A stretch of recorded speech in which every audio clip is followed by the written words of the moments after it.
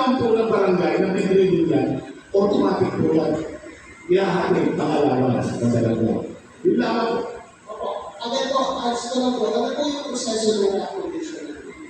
Paano na po ba? Para lang din po maging na po sa Your Honor, hindi po ako masyadong particular sa procedure ng reactivation. Pero, alam mo po napakasimple lang ito. Para lang po kayo nag-apply ulit na ID. May re-reactivate kayo, masasabihin lang ni Barangay, si Mr. Juan de la Cruz po ay bumalik na galing probinsya at nandito na po siya ngayon. Pwede po natin i-reactivate na po para mo makahabol siya sa susunod na direkta. Madali lang sa proseso po ngayon. Hindi lang. Gusto ka siyang Personal, hindi po. Ang kailangan naman po talaga, talagang merong certification ng barangay na nandito siya. Dapat hindi po natin pinahirapan na sinyo dito. Ginawa po itong IRR upang mapaganda ang sistema ng senior citizen. Yung pamimigay at pagsasayos. Ang maganda naman po nito, Your Honor, hindi naman po nawawala yung ayang pribileyo bilang senior citizen. Ang pinag-uusapan lang naman po nito yung allowance. Kasi pa mamaya, baka iniisip din ako. Wala na, suspendido niya ay hindi. Pwede pa rin po kayo kumakas sa Jollibee, pwede pa rin po kayo mag-parking ng grocery, ng mga discount na naman, gano'n pa rin po. Except, yun nga po, dahil dalawang beses na kayo hindi ito nagbigay, o hindi po kayo nakarating sa takdang araw at panahon ng pamimigay ng allowance, we have to inactivate po na ating lupa to verify. Napakaganda po nito kasi po dito natin makikita ang maganda pa maaayos pa natin lalo ang mga listahan ng ating mga senior citizens. Ito po kasi ganito. Una po, hindi po ako naman isang possible na kasi issue. Masana po, tulungan ko po. Dahil kung paano na mga activity, dahil for whatever reason yung mga senior na kasi dapat talaga yung buwan natin nangyayari po talaga. Siguro po magandang explanation na lang po. Pag pinag-activate po, ay talaga po, kaya po mabawasan yung mga sitwasyon na kailangan po senior na natin. Kasi po mahirap po ako sa mga ibang senior a certain place yung nabasa kasi po. Para na po, madali po yung chance po, madali po yung buhay yung makuha po nila yung kanilang sila lang po ang question. Hindi ka na magkakaroon ng mga bagong rules o pagdating po sa reactivation, yung mga nag-reactivate, mas magandang yan. At saka, kung hindi ka tanongin na po, yung mga dati po na mga senior na hindi na-activate before this audit, before po natin i-siniguro sila ulit, yung mga blessing na po sila na mga allowance, pwede pa rin pa sila mag-reactivate yun, dapat na po ba yung allowance po nila. Wala akong problema ngayon. Kasi po meron ibang mga pagkakataon na nasa abroad ang pamilya o nag-abroad si senior. So, dalawang beses na nila napunta, pagbalik na after 6 months, bumalik siya, mag-reactivate po yun. As long as the barangay and the OSCA offices are having an agreement, okay po yun, wala akong problema yun. Sa ngayon nga po, magmula po ng ating illegal sa 1,000, marami na po bumabalik ang senior citizen dito sa atin. Marami na po bumabalik para mag-apply ulit ng kanilang mga senior ID bago mag-apply sa lahat. If they also report sa that, then you will. Pero para lang mga klaro ko lang din naman yung process ito. So pag inactive ka na po, nalagyan na sa inactive na list, tapos lumipas na po, eventually nagiging quarterly na po yung pagbibigay ng para sa citizen. Dito natin, dalawang quarter po sila na wala. So that's dalawang dekaya po na hindi nagpapita. Kasama sila sa inactive list po ng time ngayon. Pwede tayo bumalik po ba sila, pa-reactivate po ulit sila, forfeited na po yung dalawang mga nabibigyan po sa kanya. Tapos yung margin siguro. Papipilitan po tayo sa future. Kasi talaga hindi hirapan na po tayo balik kayo. Pero kung mag-apply po sa ulit, tuloy na naman po ang mga allowance every 2 weeks. Tapos pero hindi po yung kung what if ano po, at ano po tayo nagiging mga reasoning para po, ngayon po ba tayo mga listahan din na valid na mga excuse po sa talagang po sa kanila sa nasa hindi po sa nakapagpunta dun sa dalawang beses po na yun. And at the same time, dahil na sila nakapunta dun sa dalawang beses na yun, kung dahil naman po yung kanilang mga excuse tapos hindi naman sila nakabalik po nun, yung reasoning po ba natin para sa pag-forward din naman sa kanilang na hindi po sa pag-claim ng kanilang mga allowance po ay hindi po pa parang unfair din naman po yun sa kanila po kanila pag-right po or what privilege na pagkuha nila dun sa kanilang allowance po. Ang sulang sige. Maganda tanong po yan. Sinabi ko ang sa'yo. You use the word unfair. Tama po. Eh, mas unfair naman po yung sila makakaroon samantala yung mga senior na nakaupo doon nag-iintay ng alawa sila for 6 months, dalawang pera sila nakakuha. Sino mo magiging unfair? Baka sila naman ang tawin yun, mas magiging unfair sa kanila. Libo sila, kunting lang sila. Diba? Ganun po yun. There should be a check and balance. If I will remember, Your Honor, yun po kasi, kaya po natin ipinagbibang ito, we made sure na in the process, nakapag-claim tayo. Kasi po alam po ninyo, malungkot man po sabihin, o malungkot man po ang katotohanan, talagang yung iba po talaga kasi, hindi pa po natin talaga malaman kung nasa ang presidente.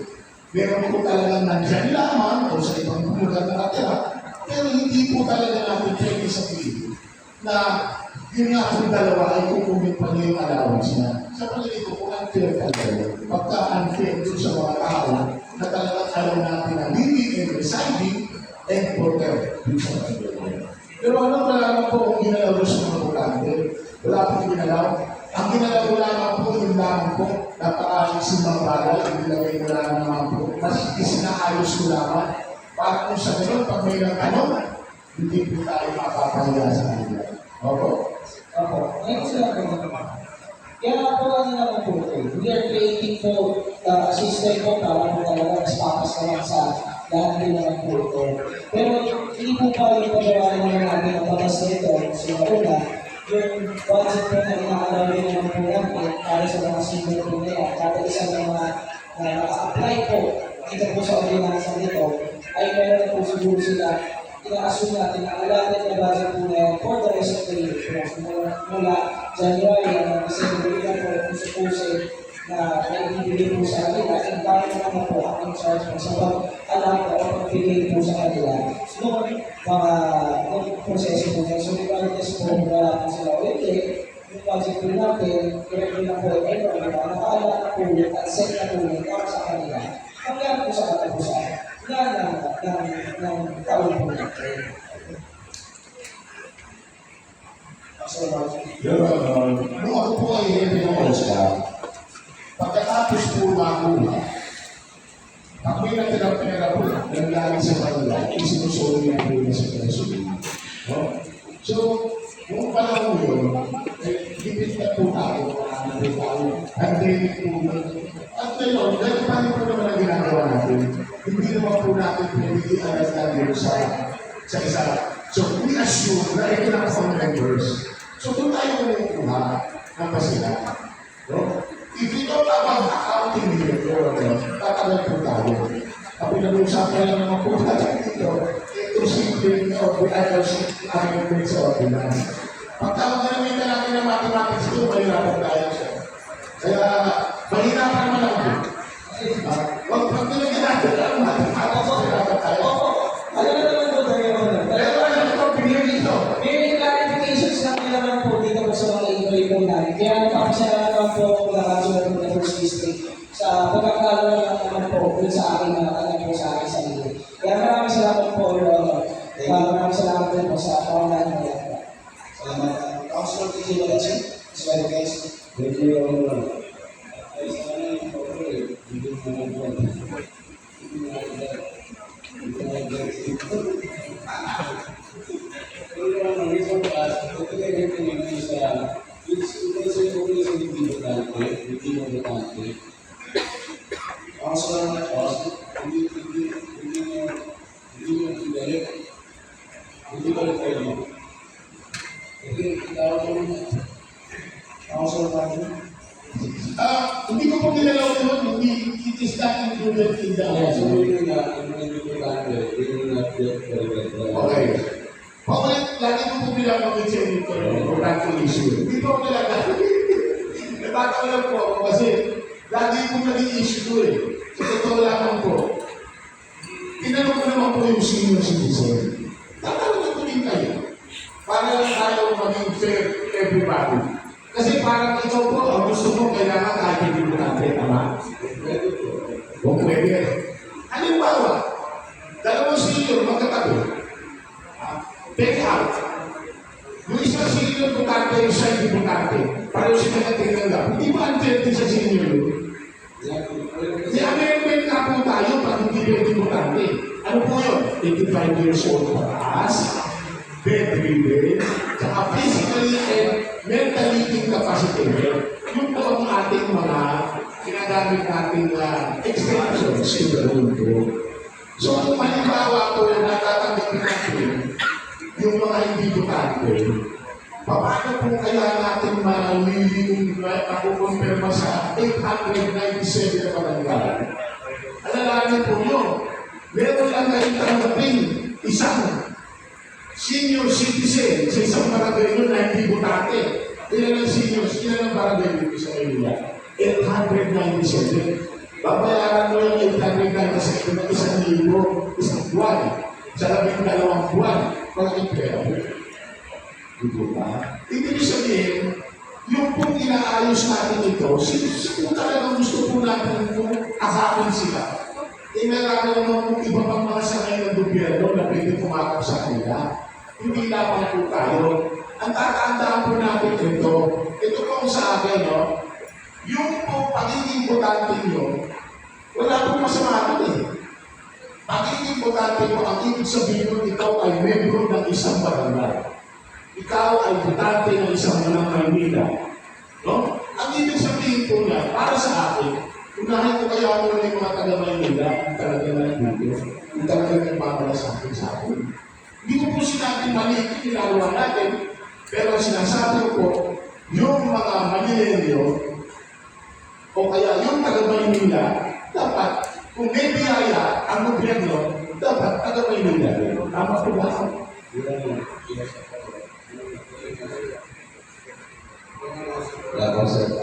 Councilor Gabriel? Maraming salamat po. Karagdagan lang po ito sa sinasabi ng Jose Emergency po. Kasi, pag sinabi natin, kailangan natin na ang senior is bakante. Reason, simple lang. Marami mo tayong mga tao, mga senior citizen.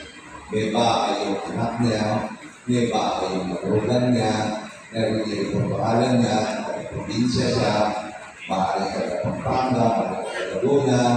So, lahat ng lugar, i-report niya na siya ay karoon. So, para mapatunayan natin na siya talagang nakatira sa isang barangay niya, kailangan naman mo na sana botante siya. Yun yung isa sa mga requirement para hindi mo yung isang senior citizen, lahat ng lugar na nag-report siya, kukunan naman niya ng benepisyo. Kasi, parang marami na ako naging balita. Sa tondo ba lang, isang senior citizen, 4 ang address, 4 ang lugar pinagkunan niya ng benefits nila, ng allowance. Tapos, malalaman mo, taga-Laguna siya, uuwi ng Laguna, meron doon, kukunin. Yun yung nangyayari. Kaya kailangan natin na botante siya para patunayan na nagkaroon siya sa barangay mo. Maraming salamat. Dati, yung pinaka-photo ng dalawang message, what can you do with this? Hindi ko dahil na hindi ko talaga nila. But then, yung reasons for doing policy sabi ko naman siya, ito ang point out, that it isn't really yung importante na hindi ko talaga nila. Yung mga thresholds ko yung yan, ang mga is, gusto ko discriminate at pagkakas ng mga hindi ko talaga nila. But pwede rin, di ba? Pwede rin hindi na gawin yun, pwede rin na gawin nila. Yun ang problema. Ako sa mga for example, May kinalaman mo yun. may address ako sa probinsya, may address ako sa Quezon City, may address ako sa Tondo, may another address ako sa Second District. Diba? Kung yung apat na lugar ko yung kukunan ko, pwede. Diba? Kasi sabi mo, hindi na importante ron eh.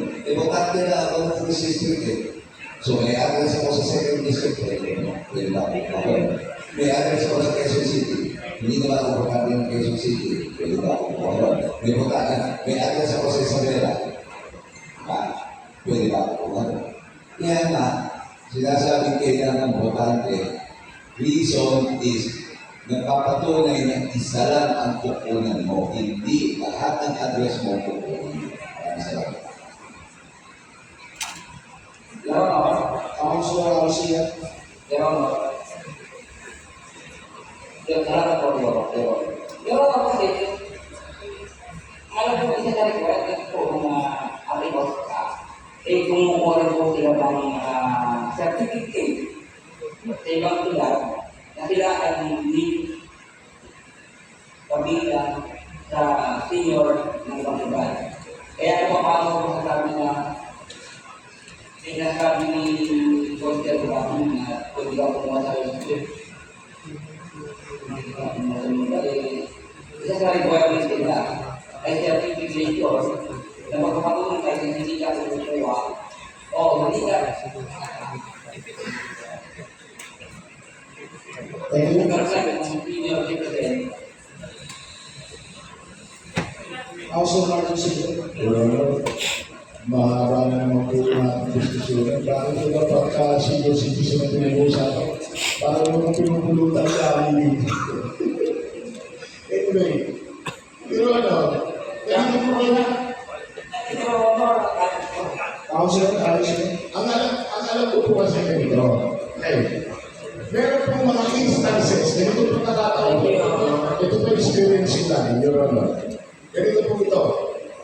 Meron halimbawa, isang senior citizen na nag-receive probinsya, gawin natin Laguna. Okay? Lumipat po siya sa Maynila. Pero may ID siya na Laguna. Okay? Ang gagawin niya,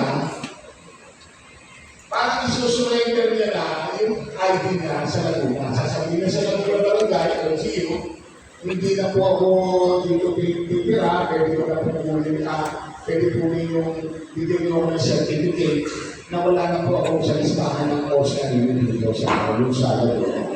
So, ang gagawin naman ni Senior na ilipat ng Maynila, dala-dala niya po yun. So, mag-i-email na po yung Laguna, sa Manila, sasabihin niya, ito si particular na tao ay hindi na pwede na po siyang dokumento, baka dyan na po siya. Susurrender na po yung ID, kukunin na po ni Oscar Manila, yung senior citizen. Ano po? Thank you. Ako siya.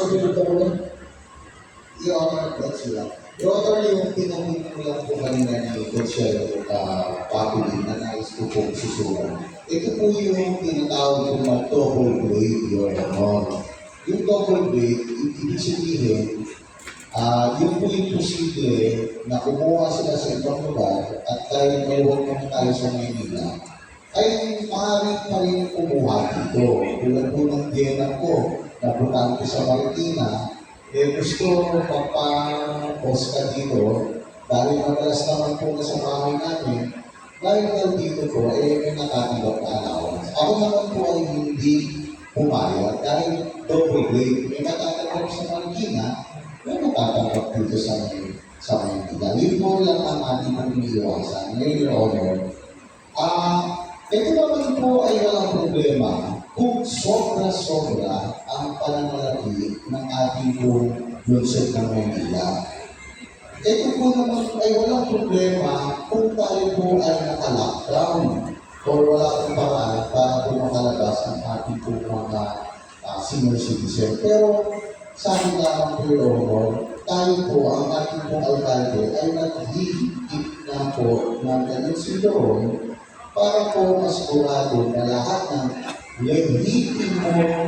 lehitimong tiga Manila ay nabibigyan naman po ng karapatang benepisyo.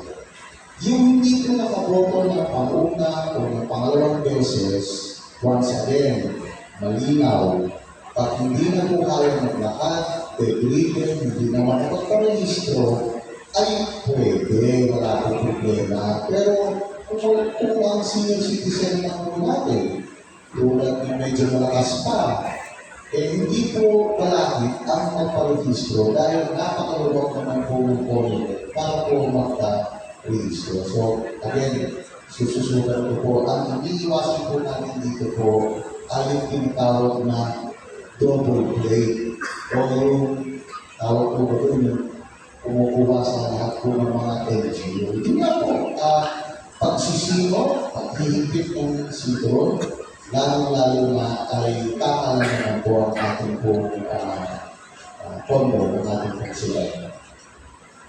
Hindi ko na po, ng Manila, pero hindi na ako dati. Kaya, whatever reason, kasi, councilor din is giving reasons, apat na bahay, apat na ganyan.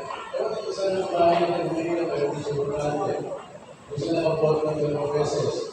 And whatever reason, but here is one of the Manila. If you give examples, you have to see the other side of the trend. I understand what the city is saying that others in the world are fighting. So, but I just want to also show that it's also an example of everyone wants to be in. There's always